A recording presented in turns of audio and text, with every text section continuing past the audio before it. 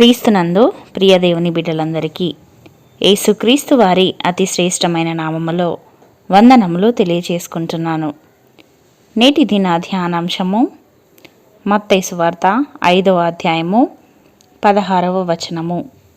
మనుషులు మీ సత్క్రియలను చూచి పరలోకమందున్న మీ తండ్రిని మహిమపరచినట్లు వారి ఎదుట మీ వెలుగు ప్రకాశింపనీయుడి. ప్రియులారా, షేబా దేశపురాణి యెహోవా నామమును గూర్చియు సొలొమోనునకు కలిగిన కీర్తిని గూర్చియు విని గూఢార్థము గల మాటల చేత అతనిని శోధించుటకై వచ్చెను. ఆమె వచ్చినప్పుడు అన్నిటినీ అందరినీ చాలా నిశితముగా పరిశీలించినది. అతని బల్ల మీదనున్న భోజన ద్రవ్యములను, అతని సేవకులు కూర్చుండు పీఠములను, అతని ఉపచారులు కనిపెట్టుటను, వారి వస్త్రములను, అతనికి గిన్నెను అందించు వారిని, యెహోవా మందిరమందు అతడు అర్పించు దహన బలులను, ఇలా ప్రతిదీ కూడా చాలా క్షుణ్ణముగా పరిశీలించినది, పరీక్షించి చూసినది. అయితే అందరినీ అన్నిటినీ మరి పరీక్షించిన పిమ్మట దేవుడైన యెహోవా నామమును కీర్తించుచున్నది, కొనియాడుచున్నది. ప్రియులారా, షేబా దేశపు రాణి వలె నేటి లోకము మరియు సాతాను ఇదే విధంగా మనలను పరిశీలిస్తూ ఉంటున్నారు. మరి వారికి మనలను మనము ఎలా కనపరుచుకుంటున్నాము? వారు మనలను చూసి ఏమి నేర్చుకుంటున్నారు? నిజ దేవుని గురించి ఏమి తెలియపరుస్తున్నాము? పరిశుద్ధ గ్రంథములో 4 సువార్తలు ఉన్నవి, కానీ లోకానికి మాత్రము 5 సువార్తలు ఉన్నాయి. అవి మత్తయి, మార్కు, లూకా, యోహాను మరియు క్రైస్తవురాలు. మొదటి 4 సువార్తలు అయితే యేసే మార్గము, సత్యము, జీవము అని, యేసుక్రీస్తే లోకరక్షకుడని, ఇమ్మానుయేలు దేవుడని, సమాధానకర్త అని, ప్రపంచ మానవాళికి జగత్ రక్షకుడని తెలియచేశాయి. అయినప్పటికీ లోకములోని అనేకులు వాటిని చదవరు, ఎన్నడూ చూడరు. కానీ 5వ సువార్త అయిన నిన్ను, నన్ను మాత్రము లోకము మరియు సాతాను ప్రతి క్షణము, ప్రతి నిమిషము పరిశీలిస్తూనే ఉంటారు. మన నుండి ఏదో తెలుసుకోవాలి అనో, లేక మనలను బట్టి దేవునిని విమర్శించాలనో మనలను చాలా జాగ్రత్తగా పరిశీలిస్తూ ఉంటారు. మన ప్రవర్తనను బట్టి, మన జీవితమును బట్టి మనలను, అలాగే దేవునిని కూడా వారు అంచనా వేస్తూ ఉంటారు.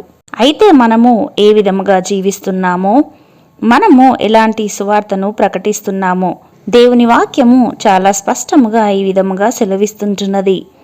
అన్యజనులు మిమ్మును ఏ విషయములో దుర్మార్గులని దూషింతురో ఆ విషయములో వారు మీ సత్క్రియలను చూచి వాటిని బట్టి దర్శన దినమున దేవుని మహిమపరచునట్లు వారి మధ్యను మంచి ప్రవర్తన గలవారై ఉండవలనని మిమ్మును బతిమాలు కొనుచున్నాను అని వాక్యము సెలవిస్తుంటున్నది.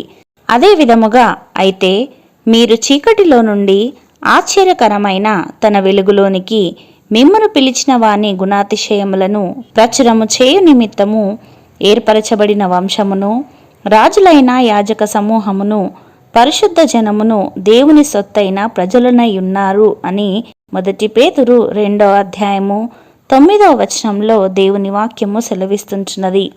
కాబట్టి ప్రియులారా, దేవుని గుణాతిశయములను ప్రచురించుటకే, దేవుని ప్రేమను క్రియలలో చూపించుటకే నిన్ను, నన్ను దేవుడు ఏర్పరచుకున్నాడు.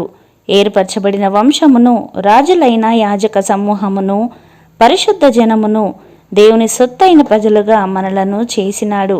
అయితే మన క్రియలు ఏ విధముగా ఉంటున్నాయి? మన సువార్త ఏ విధముగా ఉంటుంది? క్రియలు లేని, సాక్ష్యము లేని జీవితము కలిగి ఉంటున్నామా? లేక అన్ని జనులు మనలను బట్టి దేవుని యొద్దకు వచ్చేవారిగా, దేవునిని స్తుతించేవారిగా జీవిస్తున్నామా? మన జీవితము ఏ విధముగా ఉన్నది? ఒక మారు ఆలోచించుకుందాము. ముందుగా మన జీవితాన్ని సరిచేసుకుందాము. అతి వివేచన దేవుడు మనలకందరికీ అనుగ్రహించునుగాక. ఆమెన్. ప్రార్థించుకుందాము. మహోన్నతుడా, మహాగణుడా, అతి పరిశుద్ధ స్థలములలో నివసించువాడా, మీ ఘనమైన శ్రేష్టమైన నామమును బట్టి తండ్రి మీకు వందనాలు.